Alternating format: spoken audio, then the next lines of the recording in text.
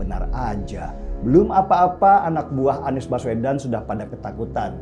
Buru-buru mereka mengklarifikasi apa yang sudah mereka lakukan.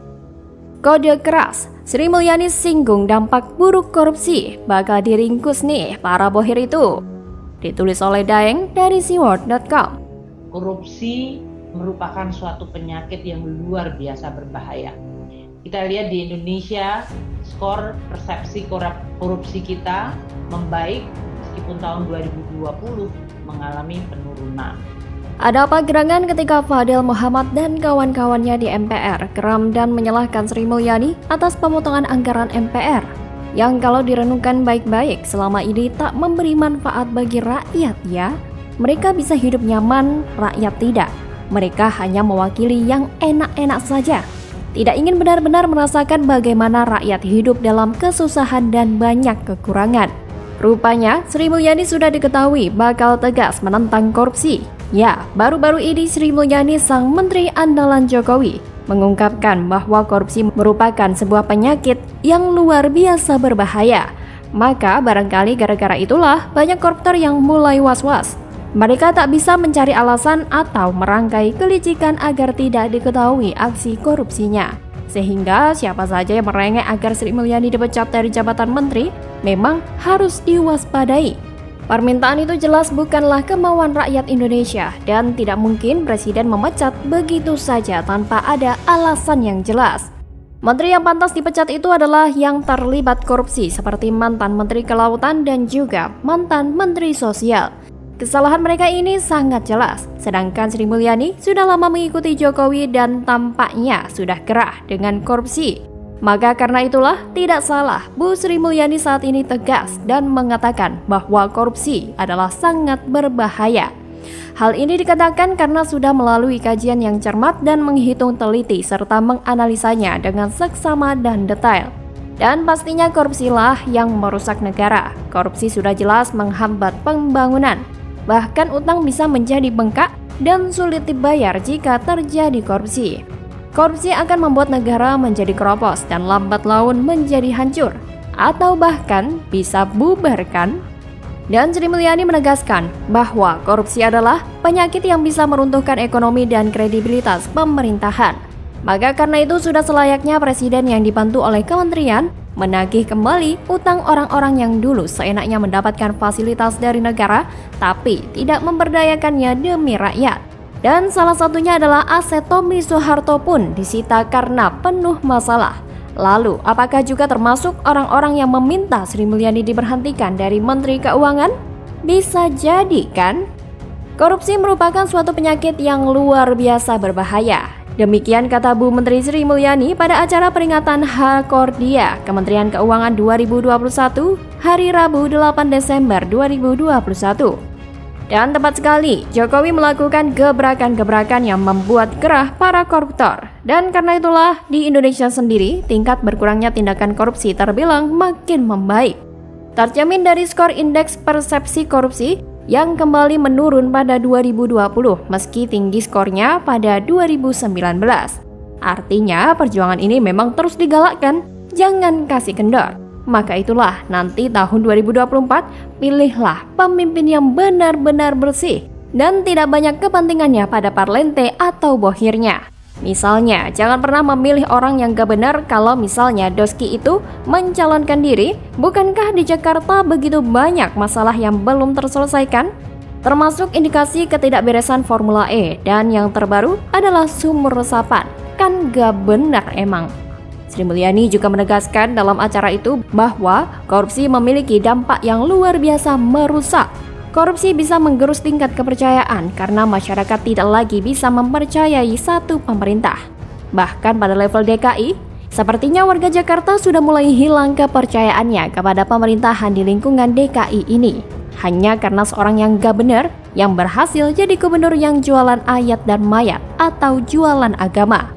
Bu Sri Mulyani mengatakan lagi bahwa dampak paling pertama dari mengguritanya tindakan korupsi adalah kehidupan masyarakat yang menjadi semakin buruk karena terjadi ketidakmerataan penghasilan dan jumlah kemiskinan yang makin besar.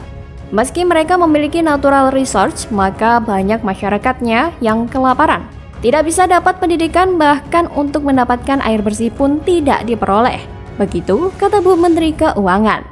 Lalu berikutnya bisa mengurangi dana atau modal yang tersedia untuk berinvestasi. Lalu terjadilah ketidakpastian program ekonomi hingga terjadi pemerintahan yang tidak transparan. Karena siapapun yang punya kapital, dia akan berpikir 1000 kali apakah dia bisa melakukan kegiatan produktif tanpa dia menjadi korban dari korupsi yang merajalela. Dan dampak kerusakan yang disumbangkan dari korupsi ini yang juga sangat parah adalah melemahnya kualitas demokrasi. Dan akan terjadi suasana langka untuk memperoleh pemimpin yang baik. Karena aksi korupsi dan suap menyuap ataupun gratifikasi yang menjadi kebiasaan itu dalam memperoleh jabatan adalah sebuah malapetaka atau bencana yang diciptakan sendiri. Korupsi dengan demikian akan menurunkan kinerja ekonomi dan sistem demokrasi. Ini adalah satu penyakit yang ada dan bisa menghinggapi serta menggerus satu masyarakat dan negara, tambah Sri Mulyani. Maka dengan demikian, sebelum pergantian presiden terjadi di tahun 2024, sistem pemerintahan terutama lingkungan birokrasi harus benar-benar lebih bersih. Dan yang sudah bermasalah di masa lalu harus dibereskan. Baik itu anak mantan presiden ataupun orang-orang yang masih nongol di MPR. Bahkan dalam tubuh BUMN seperti yang Ahok keluhkan harus benar-benar bersih. Biar para rente yang bermain di dalam BUMN pada gigit jari. Pasalnya di BUMN kan duitnya juga gede dan setannya juga banyak. Maka karena itulah orang jujur seperti Ahok yang begitu keluar berbicara sudah banyak yang gerah. Ya termasuk si juru bicara itu yang rasa menteri. Begitulah kura-kura. Bagaimana kalau menurut Anda? Beberapa bulan masih di urutan 3 dan 2. Nah, ini apa-apa. Upayakan aja supaya jadi urutan keempat. supaya jadi urutan Ya biasa kan? Artinya sebuah sirkulasi itu akan berjalan dan bergerak terus. Surya Paloh mulai nyerah, ngarep Anies jangan turun ke posisi 4. Ditulis oleh Sardi dari SeaWorld.com. Ya kan Pak Jokowi sudah jawab bahwa saya tidak diundang sama beliau kan. Dari Pak Paul seperti apa? Ya saya bisa pahamin itu, pasti Pak Jokowi menempatkan positioning beliau barangkali sebagai pemimpin koalisi partai-partai pemerintahan ya. Dan beliau tidak menganggap lagi Nasdem ini di dalam koalisi pemerintahan untuk sementara ya. Sejak mengusung Anies hingga sekarang, baru kali ini saya melihat Nasdem begitu terpuruk dan pesimis. Biasanya optimis dan yakin, tapi sekarang Nasdem kayak kehilangan semangat juang. Ada beberapa indikator yang membuktikan Nasdem mulai lemas dan tidak punya semangat. Yang pertama adalah hasil survei Anies yang tetap di posisi ketiga, tidak bisa menang dari Prabowo apalagi Ganjar. Mau tahu apa reaksi Surya Paloh? Dia bilang gak apa-apa, upayakan saja supaya gak jadi urutan keempat. Dari kalimat yang dia ucapkan sangat jelas kalau dia mulai pesimis. Biasanya kalau orang optimis itu tetap yakin Anies bakal menjadi nomor 1. Tapi dia cuma bilang tidak masalah, asalkan jangan sampai jatuh ke urutan keempat. Gak apa-apa. Upayakan aja supaya jadi urutan keempat. supaya jadi urutan Ya biasa kan? Artinya sebuah sirkulasi itu akan berjalan dan bergerak terus. Ini sama saja dengan mengaku kalah sebelum bertanding. Mau jadi presiden itu tidak cukup dengan posisi ketiga atau kedua. Kalau mau jadi presiden, artinya wajib menang pilpres. Ini kayak orang yang gak ada semangat juang. Ini adalah kalimat yang menghibur diri sendiri. Saran saya sih mendingan mundur saja deh, ketimbang habisin tenaga dan waktu, dan ujung-ujungnya kalah karena lawan terlalu berat. Dari kalimat yang dia ucapkan, aura optimis itu mulai redup. Mental mulai menipis. Kalau begini caranya, ini sama dengan setengah jalan menuju kekalahan. Siapapun yang pesimis artinya udah setengah kalah. Indikator selanjutnya adalah ketika Surya Paloh bilang Jokowi tak lagi menganggap Nasdem sebagai bagian dari koalisi pemerintah. Sedih banget ya. Saya sampai berpikir, kok Nasdem jadi begini ya? Jokowi terlalu terang-terangan jaga jarak atau bahkan menolak Nasdem. Cara Jokowi kasih kode keras itu memang agak keras. Jokowi terus menghindar dari Nasdem. Nasdem dibikin sampai gerah dan gak nyaman dengan situasi ini. Indikator selanjutnya adalah Nasdem mulai mengemis perhatian dari Jokowi. Ini terlihat dari rencana Surya Paloh yang mau ketemu dengan Jokowi.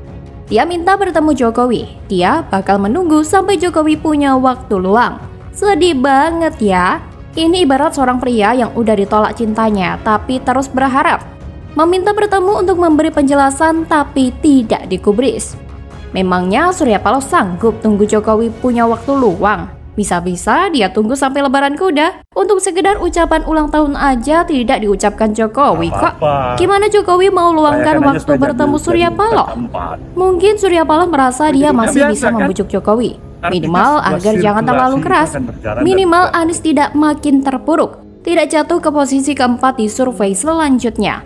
Ini adalah upaya terakhir Surya Paloh untuk menyelamatkan Anies sekaligus Nasdem.